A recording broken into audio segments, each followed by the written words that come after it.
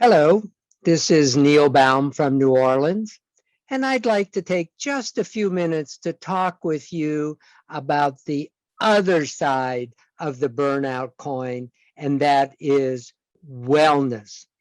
In this video, I will discuss why we as urologists are unwell and what are some of the consequences regarding its impact on patients when we are unwell, and the importance of measuring physician wellness, as well as provide one suggestion for a wellness program.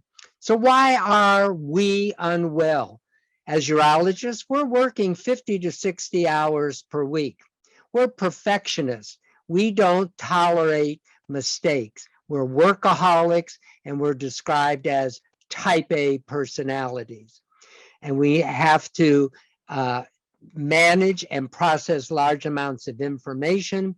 And as a result of the electronic medical record, many of us are working 2 extra hours a day inputting into our medical records, which is uncompensated time, which is very discouraging. As a result, we've also become employed physicians, and we are losing our autonomy. We're told how many patients we have to see for each hour, what we can order, what we're allowed to do. And as a result, this is very discouraging for the doctor who prizes his independence. We are forced to focus not on the care we provide our patients, but on the cost that we are responsible for our patients. As a result, we have a false public image.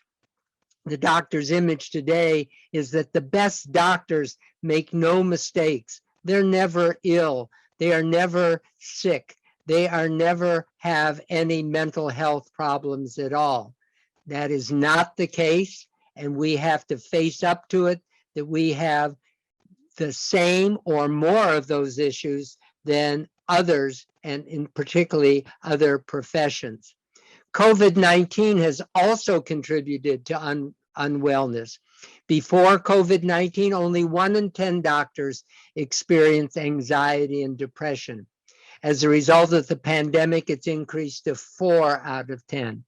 As a result of the pandemic, we've had to adapt new lifestyles. We have to learn to work in isolation, where we're doing telemedicine to communicate with our patients, not touching a patient, not examining the patient. We also have the issue that many of us have our children at home, which is also a disruption. Another issue associated with the pandemic is that patients are receiving so many mixed messages from the media, and they go to physicians looking for solutions, and oftentimes the patients don't accept the advice given by the physicians, particularly in regards to the question of vaccination.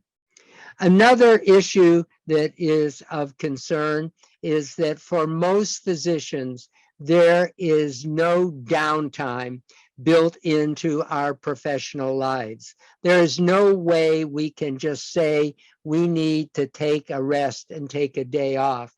And as a result, we have issues and problems, particularly associated with nutrition, weight gain, also depression, anxiety, and even an increase in the suicide rate amongst physicians, because we don't recognize that physicians are entitled to be unwell. My opinion on wellness is if we are in a confessional booth.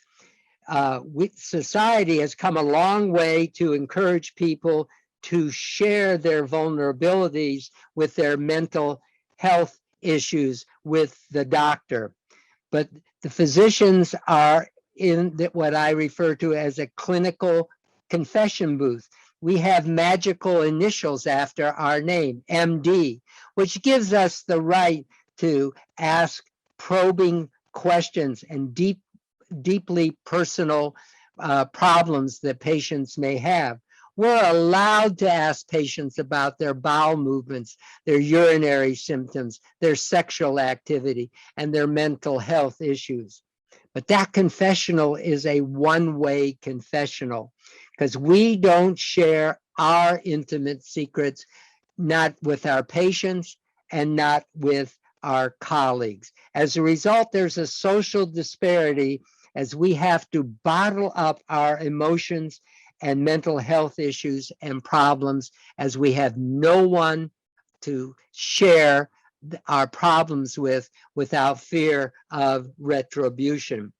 Today, there is a very helpful program called the Physician Support Line, where medical students, interns, residents, fellows, and practicing physicians can call and receive free help anonymously from psychiatrists who volunteer their time, offer to help and guide us to finding solutions to our mental health problems.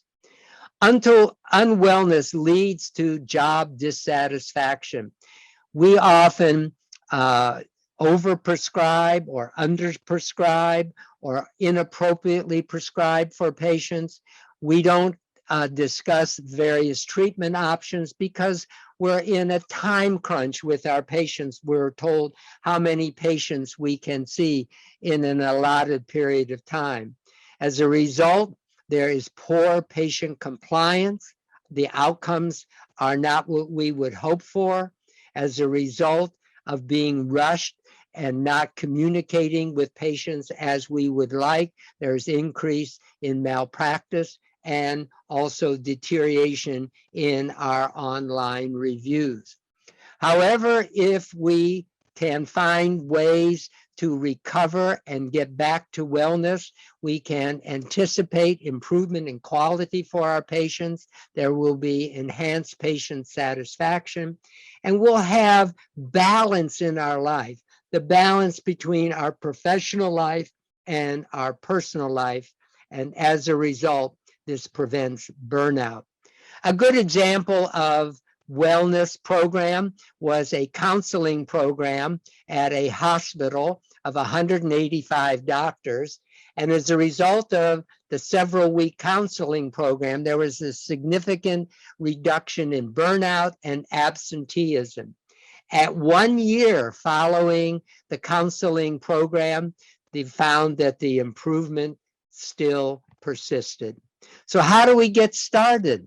We get started by recognizing unwellness in our colleagues and finding ways to get help for ourselves and for our colleagues who are in dire need of help.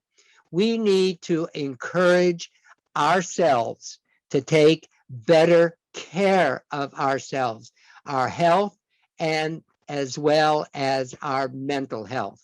My take-home message is that doctors' wellness should receive the same priority as the care that we are offering our patients. We have to identify unwellness in ourselves, which is sometimes hard to do, but we can recognize it in others, and we have to find ways to institute methods of getting us back on track. Well, I hope you found this brief video on the other side of the burnout coin, and that is wellness, helpful and useful. If you have any comments regarding unwellness and getting back to wellness, let me hear from you with the email address shown on the last slide. Thank you.